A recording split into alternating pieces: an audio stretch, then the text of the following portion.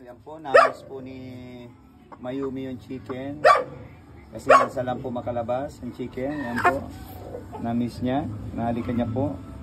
Ito po yung friends niya simula ng pagkabata. Ngayon po ay malaking manok na. Tumitimbang na po siya ng magpa 5 kilo na po siya. Ayan po. Namiss niya lang. Kanyang friends.